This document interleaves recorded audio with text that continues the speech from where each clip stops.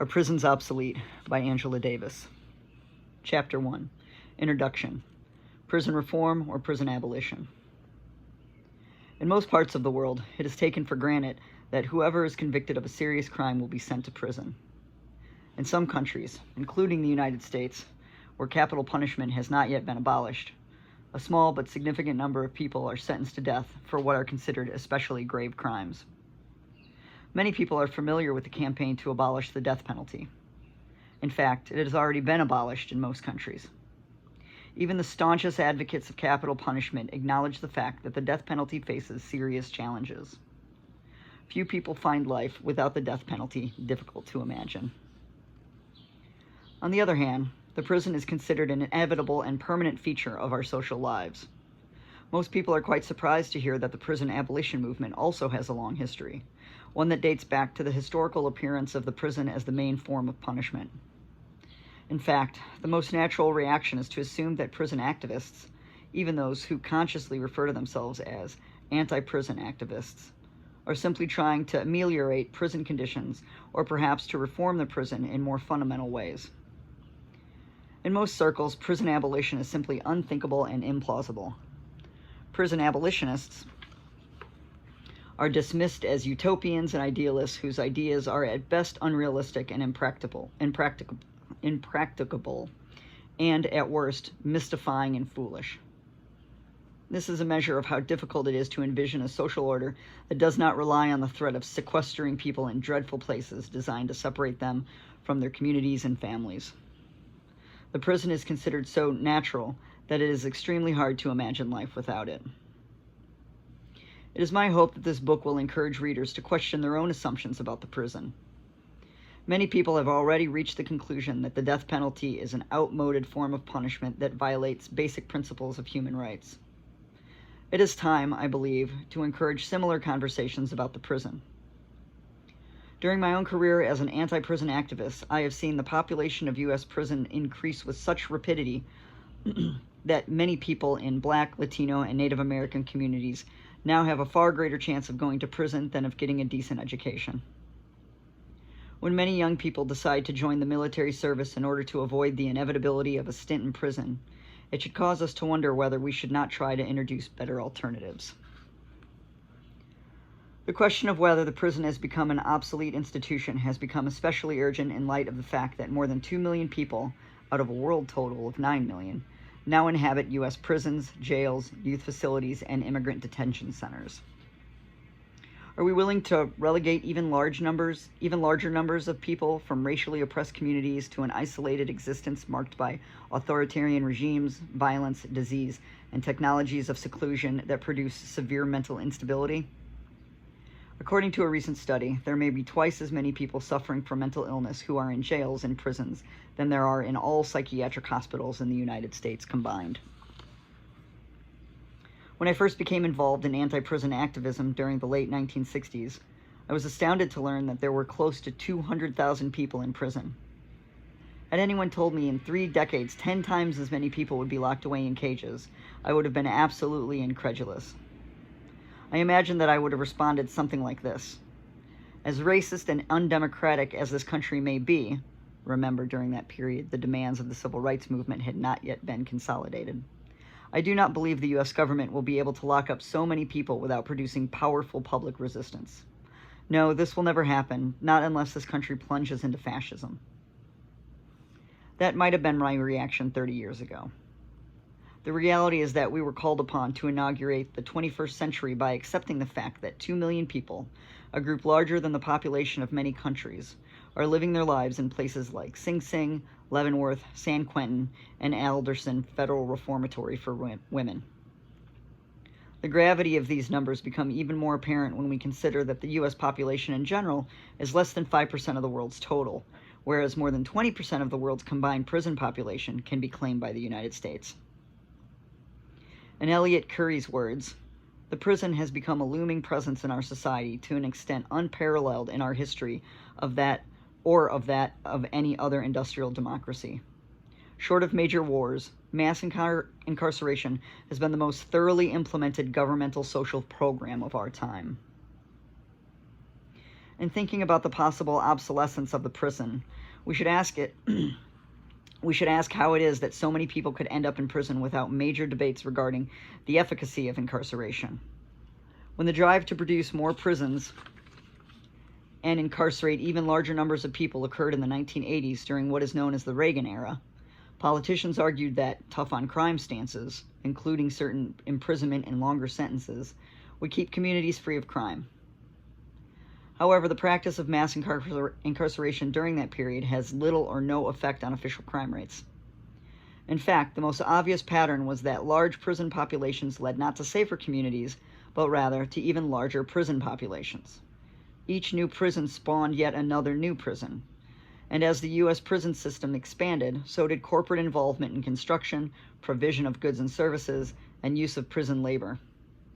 Because of the extent to which prison building and operation began to attract vast sums of capital, from the construction industry to food and health care provision, in a way that recalled the emergence of the military-industrial complex, we began referring to a prison-industrial complex. Consider the case of California, whose landscape has been thoroughly prisonized over the last 20 years. The first state prison in California was San Quentin, which opened in 1852. Folsom, another well-known institution, opened in 1880. Between 1880 and 1933, when a facility for women was opened in Tehachapi, there was not a single new prison constructed. In 1952, the California Institution for Women opened, and Tehachapi became a new prison for men. In all, between 1852 and 1995, 9 prisons were constructed in California. Between 1962 and 1965, 2 camps were established along the California Rehabilitation Center. Not a single prison opened during the second half of the 60s, nor during the entire decade of the 70s. However, a massive project of prison construction was initiated during the 80s, that is, during the years of Reagan presidency. 9 prisons, including the Northern California Facility for Women, were opened between 1984 and 1989. Recall that it had taken more than 100 years to build the first 9 California prisons. In less than a single decade, the number of California prisons doubled. And during the 1990s, 12 new prisons were opened, including 2 more for women. In 1995, the Valley State Prison for Women was opened. According to its mission statement, it provides 1,980 women's beds for California's overcrowded prison system. However, in 2002, there were 3,500 prisoners, and the other 2 women prisons were equally overcrowded. There are now 33 prisons, 38 camps, 16 community correctional facilities, and 5 tiny prisoner mother facilities in California. In 2002, there were 157,979 people incarcerated in these institutions, including approximately 20,000 people whom the state holds for immigration violations. The racial composition of the prison population is revealing. Latinos, who are now in the majority, account for 35.2%, African Americans 30%, and white prisoners 29.2%. There are now more women in prison in the state of California than there were in the entire country in the early 1970s. In fact, California can claim the largest women's prison in the world, Valley State Prison for Women, with its more than 3,500 inhabitants. Located in the same town as Valley State and literally across the street is the second largest women's prison in the world, Central California Women's Facility, whose population in 2002 also hovered around 3,500.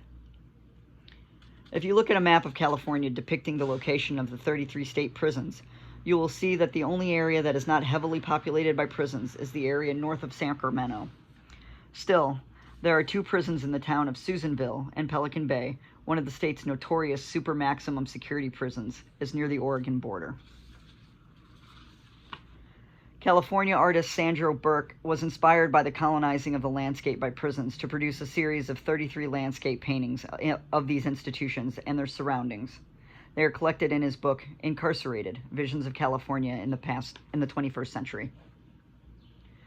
I present this brief narrative of the prisonization of California landscape in order to allow readers to grasp how easy it was to produce a massive system of incarceration with the implicit consent of the public. Why were people so quick to assume that locking away an increasingly large proportion of the U.S. population would help those who live in the free world feel safer and more secure? This question can be formulated in more general terms. Why do prisons tend to make people think that their own rights and liberties are more secure than they would if prisons did not exist? What other reason might there have been for the rapidity with which prisons began to colonize the California landscape? Geographer Ruth Gilmore describes the expansions of prisons in California as a geographical solution to a socioeconomic problem. Her analysis of the prison industrial complex in California describes these developments as a response to surpluses of capital, land, labor, and state capacity. Quote, California's new prisons are sited on devalued rural land, most, in fact, on formerly irrigated agricultural acres.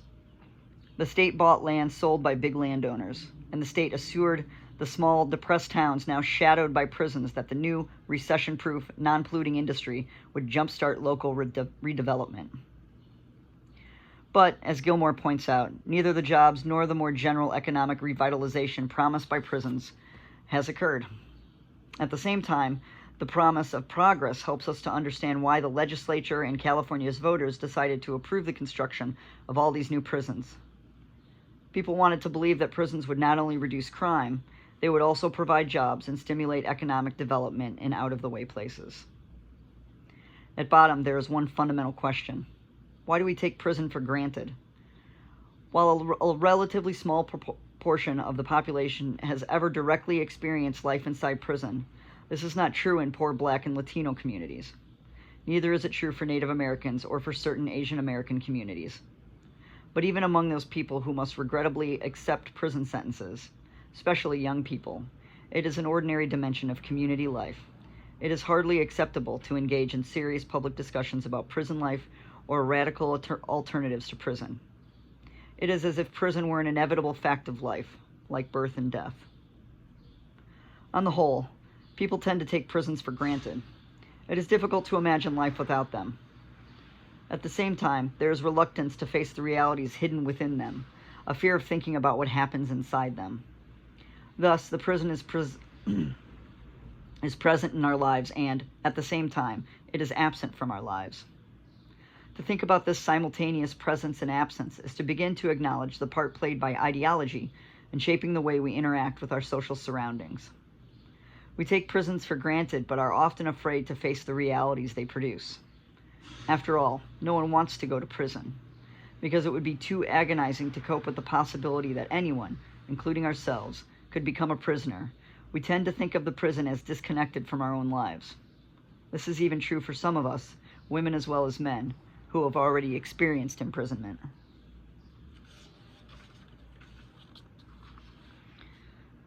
We thus think about imprisonment as a fate reserved for others, a fate reserved for the evildoers, to use a term recently popularized by George W. Bush. Because of the persistent power of racism, criminals and evildoers are, in the collective imagination, fantasized as people of color. The prison, therefore, functions ideologically as an abstract site into which undesirables are deposited, relieving us of the responsibility of thinking about the real issues afflicting those communities from which prisoners are drawn in such disproportionate numbers. This is the ideological work that the prison performs. It relieves us of the responsibility of seriously engaging with the problems of our society, especially those produced by racism and, increasingly, global capitalism. What, for example, do we miss if we try to think about prison expansion without addressing larger economic developments? We live in an era of migrating corporations.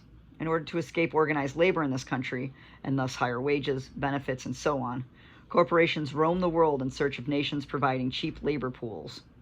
This corporate migration thus leaves entire communities in shambles. Huge numbers of people lose jobs and prospects for future jobs. Because the economic base of these communities is destroyed, education and other surviving social services are profoundly affected. This process turns the men, women, and children who live in these damaged communities into perfect candidates for prison. In the meantime, corporations associated with the punishment industry reap profits from the system that manages prisoners and acquire a clear stake in the continued growth of prison populations. Put simply, this is the era of the prison industrial complex. The prison has become a black hole into which the detritus of contemporary capitalism is deposited. Mass imprisonment generates profits as it devours social wealth and thus it tends to reproduce the very conditions that lead people to prison. Thus, there are thus real and often quite complicated connections between the deindustrialization of the economy, a process that reached its peak during the 1980s, and the rise of mass imprisonment, which also began to spiral during the Reagan-Bush era. However, the demand for more prisons was represented to the public in simplistic terms. More prisons were needed because there was more crime. Yet many scholars have demonstrated that by the time the prison construction boom began, official crime statistics were already falling. Moreover, draconian drug laws were being enacted, and three strikes provisions were on the agendas of many states. In order to understand the proliferation of prisons and the rise of the prison industrial complex, it might be helpful to think further about the reasons we can so easily take prisons for granted. In California, as we have seen, almost 2/3 of existing prisons were opened during the 80s and 90s. Why was there no great outcry? Why was there such an obvious level of comfort with the prospect of so many new prisoners? A partial answer to this question has to do with the way we consume media images of the prison, even as the realities of imprisonment are hidden from almost all who have not had the misfortune of doing time. Cultural critic Gina Dent has pointed out that our sense of familiarity with the prison comes in part from the representations of prisons in film and other visual media. Quote, "The history of visuality linked to the prison is also a main reinforcement of the institution of the prison as a naturalized part of our social landscape. The history of film has always been wedded to the representation of incarceration." Thomas Edison's first films, dating back to the 1901 reenactment presented as newsreel execution of 6 logs with panorama of Auburn Prison, included footage of the dark recesses of the prison. Thus, the prison is wedded to our experience of visuality, creating also a sense of its permanence as an institution. We also have a constant flow of Hollywood prison films, in fact, a genre. Some of the most well-known prison films are I Want to Live, Papillion, Cool Hand Luke, and Escape from Alcatraz. It also bears mentioning that television programming has become increasingly saturated with images of prisons. Some recent documentaries include the A&E series The Big House, which consists of programs on San Quentin, Alcatraz, Leavenworth, and Alderson Federal Reformatory for Women. The long-running HBO program Oz has managed to persuade many viewers that they know exactly what goes on in male maximum security prisons. But even those who do not consciously decide to watch a documentary or dramatic program on the topic of prisons inevitably consume prison images, whether they choose to or not, by the simple fact of watching movies or TV. It is virtually impossible to avoid consuming images of prison.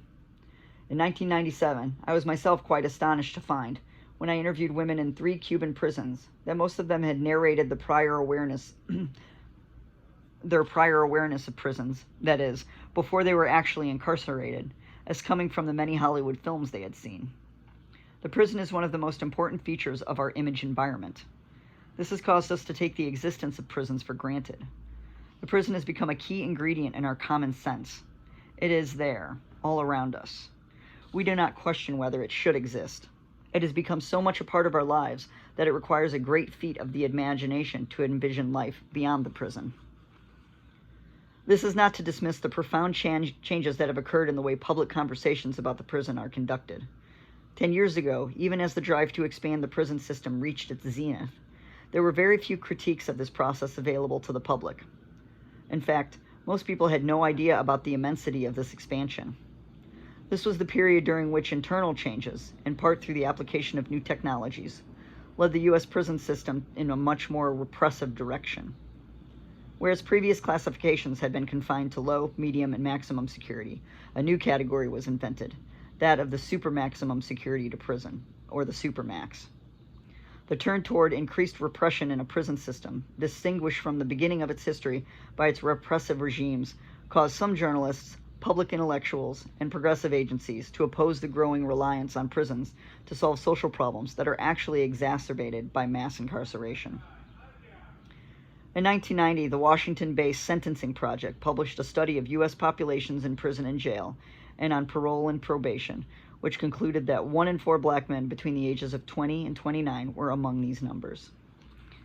5 years later, a second study revealed this percentage had soared to almost 1 in 3. 32.3%. Moreover, more than 1 in 10 Latino men in the same age range were in jail or prison, or on probation or parole.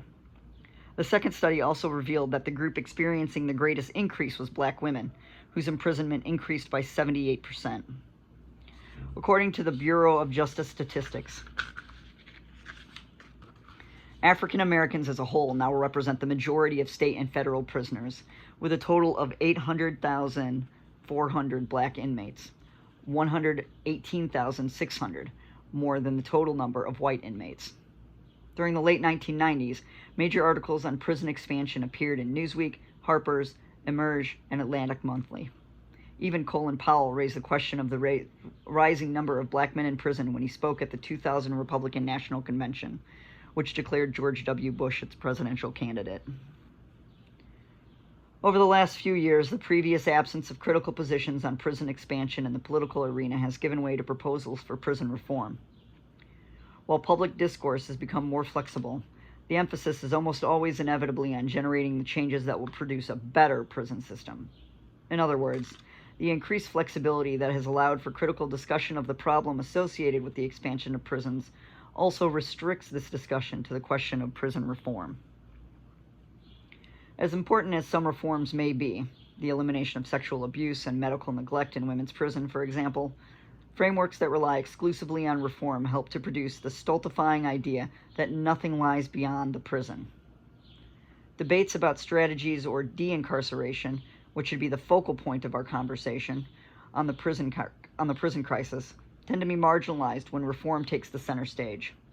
The most immediate question today is how to prevent the further expansion of prison populations and how to bring as many imprisoned men and women as possible back into what prisoners call the free world. How can we move to decriminalize drug use and the trade in sexual services? How can we take seriously strategies of restorative rather than exclusively punitive justice? Effective alternatives involve both transformation of the techniques for addressing crime and of the social and economic conditions that track so many children from poor communities, and especially communities of color, into the juvenile system and then onto prison. The most difficult and urgent challenge today is that of creatively exploring new terrains of justice, where the prison no longer serves as our major anchor.